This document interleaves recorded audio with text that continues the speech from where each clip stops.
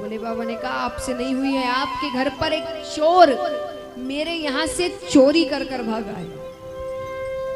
वेद व्यास जी ने कहा चोरी आपके घर पर? आपके घर पर चुराने को है ही क्या? वेद व्यास जी कहते नहीं नहीं, मेरा अर्थ है आप तो बिना मांगे दे देते हैं और आप तो अपने घर पर ऐसी कोई वस्तु रखते नहीं हैं। अब भांग धतूरा चुराया हो तो खाने की वस्तु के लिए इतना क्रोध? भोले बाबा कहते हैं अरे उसने मेरी अमर कथा चोरी से सुनी है, मैं उसे मृत्यु दंड देकर रहूंगा। वेद व्यास जी ने कहा सही नाम है आपका, भोले भंडारी। भोले बाबा ने कहा ऐसा क्यों? बोले क्योंकि अगर उसने अमर कथा सुन ली वो तो अमर हो गया, आप उसे मार ही नहीं सकते। और अगर आप मान लीजिए आप महाकाल हैं, आप उसे मार दे तो आपकी अमर कथा झूठी हो गई।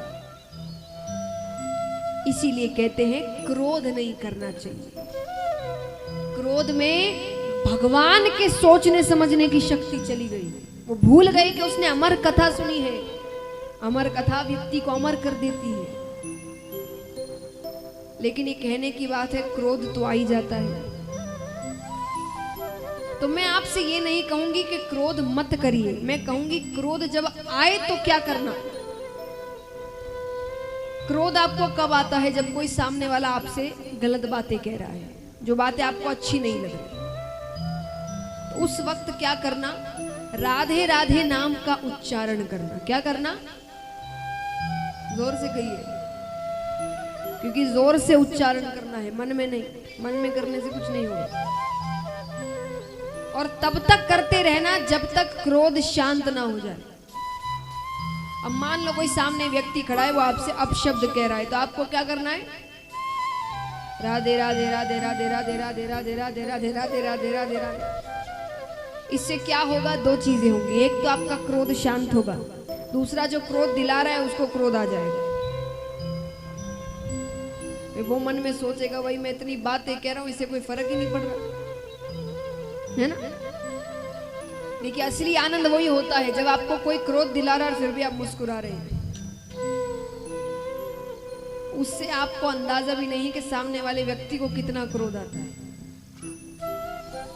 तो क्या करना, एक बार कर कर दिखाइए मुझे। कैसे कहोगे? कोई आपको क्रोध दिला रहा है, बताइए।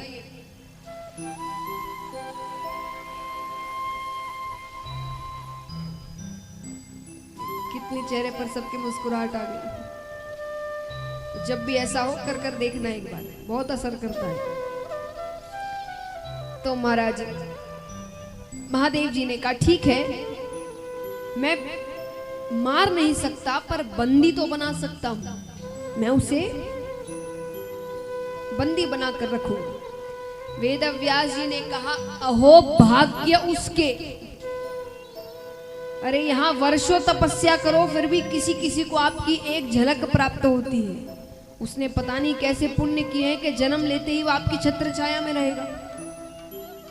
भोले बाबा ने कहा अच्छी बात है, तो मैं अब एक बच्चे को जन्म लेने में कितना समय लगता है? कितना समय लगता है? 9 महीने। तो चलो मैं थोड़ा समय तुम्हें